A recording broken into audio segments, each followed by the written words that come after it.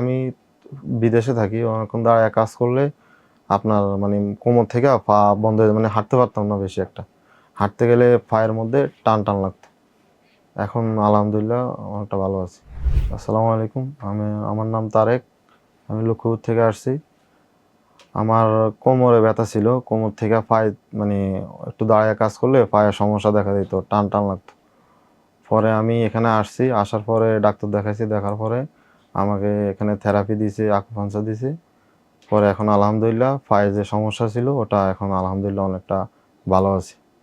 এটা আমার ৩-৪ বছর মতো হবে। মানে কোমরে ব্যথা ছিল। এখন পায়ের দিকে মানে সমস্যাটা দেখা দিয়েছিল। পরে আমি এখানে আসছি। আসার পরে ওনারা আকুপাঙ্কচার দিয়েছে, থেরাপি দিয়েছে। এখন আছি আলহামদুলিল্লাহ। পায়ে অনেকটা ভালো হয়ে গেছে।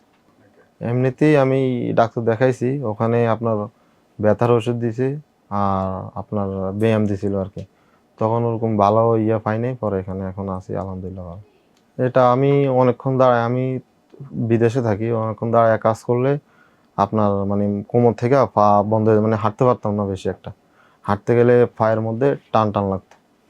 এখন আলহামদুলিল্লাহ অনেকটা ভালো আছি। জি আলহামদুলিল্লাহ সবার আচরণ অনেক ভালো। আচার ব্যবহার অনেক ভালো। ট্রিটমেন্টও ভালো। সবকিছু আলহামদুলিল্লাহ অনেক ভালো।